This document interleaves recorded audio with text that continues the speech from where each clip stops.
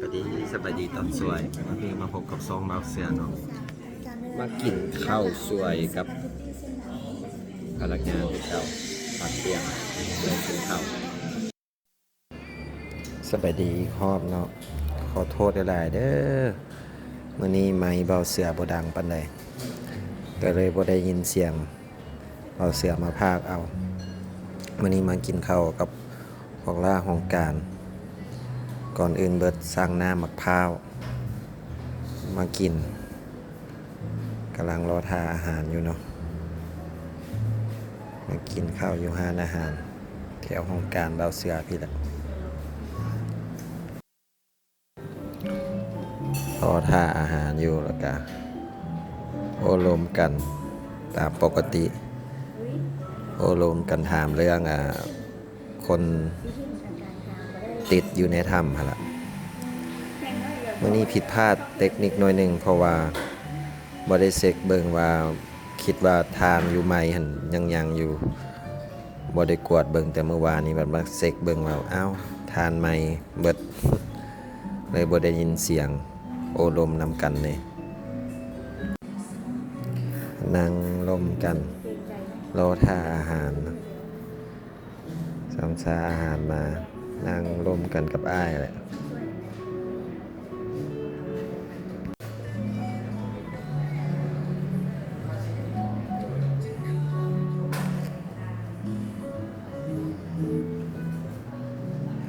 เบาเสือกับโบฮู้ตัวเบาเสือกับโบฮู้ตัวว่าคิดว่าไม้มันได้ก็ล้มกันนั่นแหละนั่งโอ้ล้มกันกับหมู่พนักงานพอมาเสกมากวดเบิ่งว่าอ้าวเสียงมันคือบ่มีแล้วว่าซั่นที่แท้เจ้าของลืมสากไม้ก็ยังนั่งเซ้ยอยู่นั่งลมเอากัน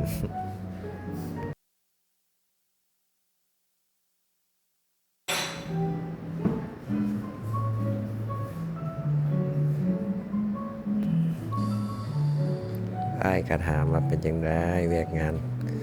ซุมื้อนี้ยังเวียกยากอยู่บ่บ่าวเสือก็ตอบไปว่านับแต่อ้ายบ่าวเสือเสียแล้วก็เวียกก็ยากหน่อยหนึงนั่งโอ้ลมกันรอทานอาหารไปนำ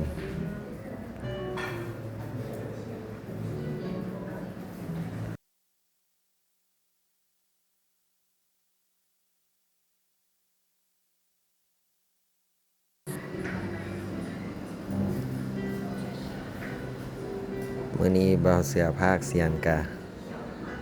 ยังบ่ลึงเคยเถื่อเด้อจังได๋ FC ก็อย่าฟ้าวตีอย่าฟ้าวว่าบ่าวเสือเถื่อเพราะว่ายังบ่เคยมาพากย์เสียงจักเทื่อปกติจะถ่ายเรียวๆให้เบิ่งมาเกิดผิดพลาดทางเทคนิคย้อนไมค์เสียงนี่แหละก็น่าสิบ่ได้กล้าใช้ไมค์ล่ะบ่ฮู้ว่าไมค์มันสิบ่ได้ยินปานนี้หั่นนะ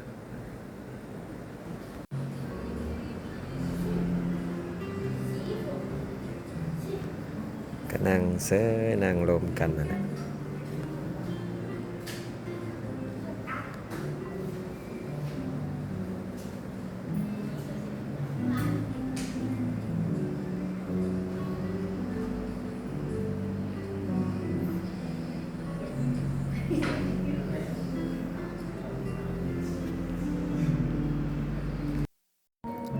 อาหารมาแล้วเนาะวันนี้เบาเสือสั่งข้าวขาหมูพร้อมด้วยต้มไข่และมีน้ำมะพร้าวน้ำพร้อมมาเด้อมากินข้าวสวยน้ำกันเลิกเที่ยงกินข้าวสวยน้ำกันเขาได้กินข้าวมื้อนี้ก็เป็นเมนูข้าวขาหมูอาหารมื้อนี้นะอาหารเที่ยงมากินพร้อมด้วยกับพนักงานแซ่บอยู่โดนได้กินบ่อีหลีกับบ่ได้เบาเสือบ่ค่อยมากินประเภทอาหารแนวนี้ปานใดเนาะส่วนหลายจะกินพวกเฟอพวกข้าวเปียกพวกข้าวป้วนข้าวปุ้น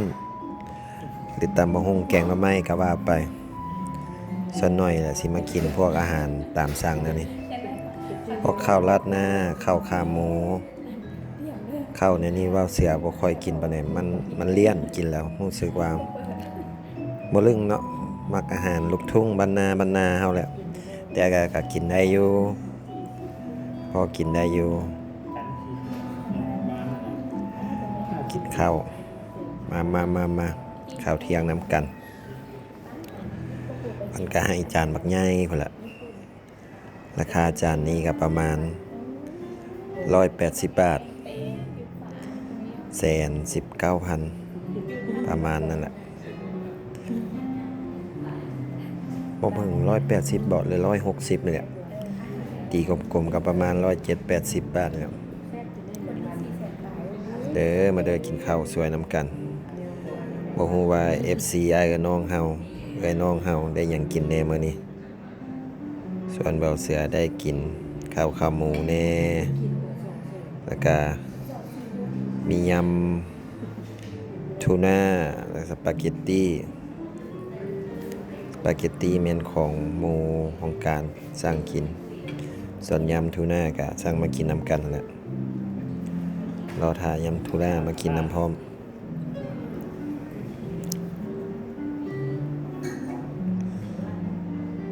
กินคนเดียวแซ่บคนเดียว ผิดพลาดเทคนิคน้อยนึงมื้อนี้ไม่บ่ได้ยินอยากให้ได้ยินบรรยากาศเป้าเสือกินข้าวอยู่แต่มันบ่ได้ยินปานใดไม่เบิดทานบ่ได้ซากทานนำมาพร้อมบ่ได้กวดบ่ได้เช็คเบิ่ง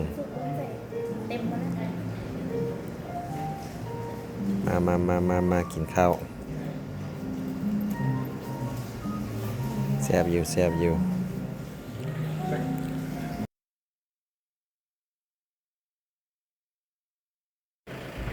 อาหารต่อมาก็เป็นสลัดทูน่าเนาะสลัดทูน่าเพิ่นพอดีมาเสิร์ฟพอดีเราเสือกินได้ประมาณคำ2 คำเลยสลัดทูน่ากินบ่เป็นกินบ่เก่งปานใดบ่ค่อยมักปานใดแต่ก็แซ่บของเพิ่นอยู่เป็นน้ำเบาเสือบ่เคยกินที่บอกก็ได้กินบ่ได้หลายปานใด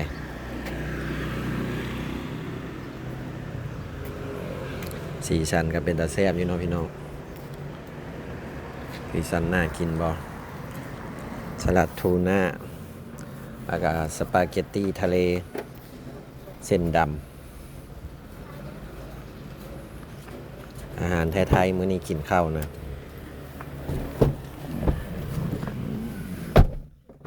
แซ่บอย่างอยู่ถึงว่าบ่เคยกินกะถึงว่าบ่สู้อันนั้นแจ่วปลาแดกเฮาบ่สู้แกงหน่อไม้ตำบักหุ่งเฮา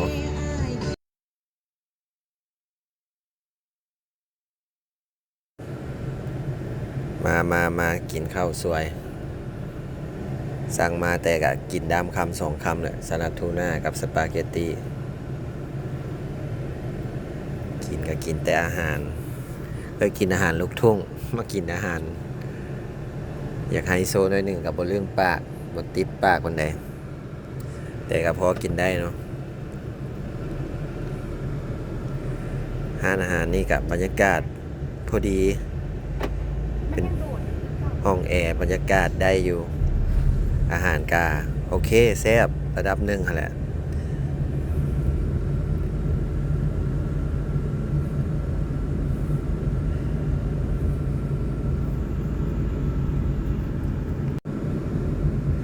กับบ่ฮู้สิพากจังใดต่อเนาะคนพากบ่เก่งปานใดกินนั่งกินอยู่คนเดียวรุมเวลาอยู่คนเดียวนี่แหละบ่เสือกับบ่ฮู้สิพากจังใดว่าสิเก็บภาพบรรยากาศเรียว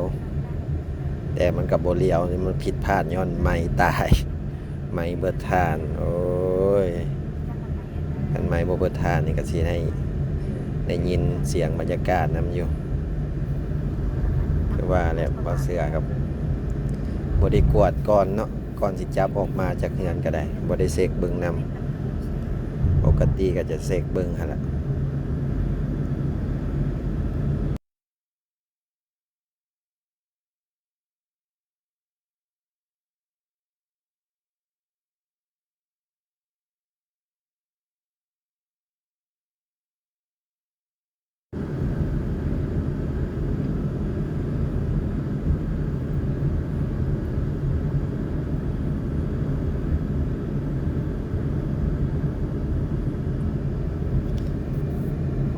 จานใหญ่อยู่ได้กับสมราคาอยู่กิน2 คนกับบ่เบิดดอกเบิ่งจานเข้าก็ได้เบาเสือก็ยังกินบ่เบิดปานใดกินเหลืออยู่ประมาณน้อยหนึงแหละประมาณ2 ตอนนี่แหละเพิ่นก็ให้หลายอยู่ตอนข้าวขาหมูก็ได้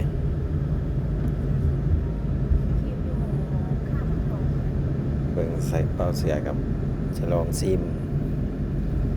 ยำสลัดเบิ่งว่าซั่น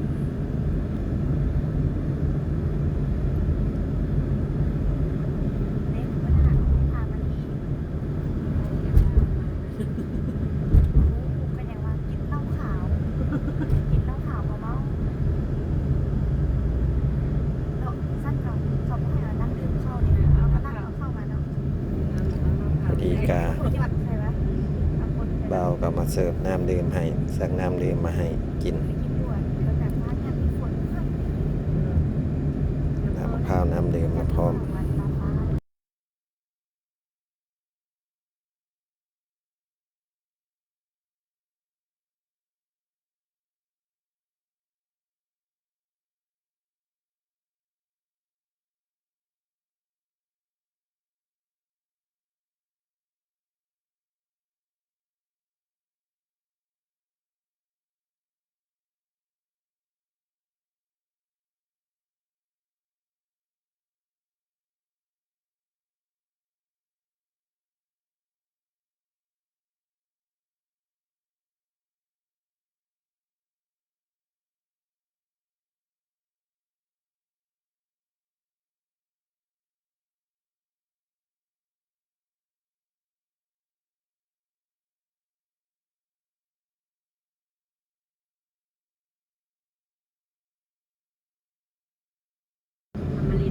กินอิ่มแล้วเนาะ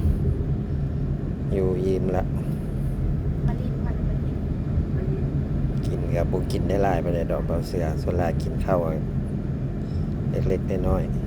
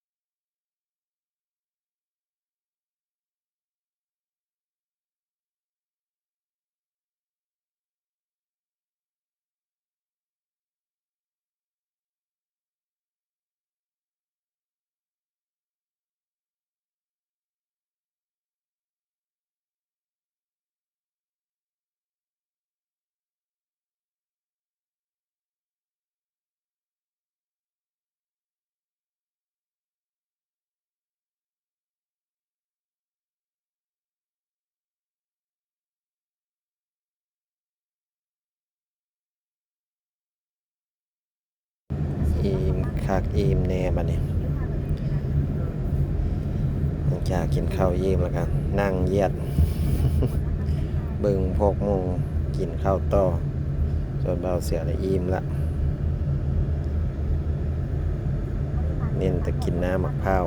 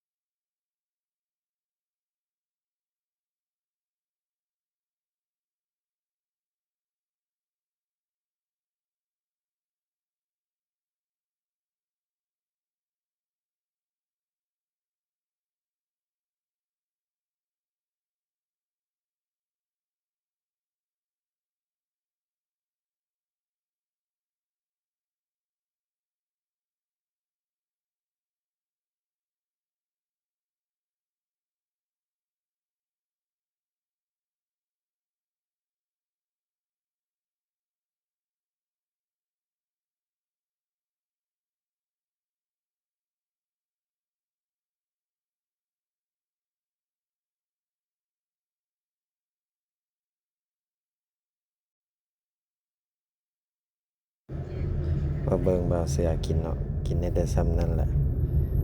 ส่วนยันสลัดก็ยังเต็มสปาเกตตี้ก็ยังเก็ม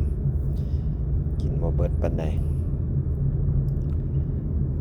คลิปนี้เบาเสียกาฝากไว้ซ้ำนี้แหละเด้อก่อนอื่นเบิดเบาเสียก็ขอบอกขอบใจทุกคนที่เข้ามาติดตามเข้ามารับชมคลิปเบาเสียและเข้ามาคอมเมนต์ดีๆกับเบาเสีย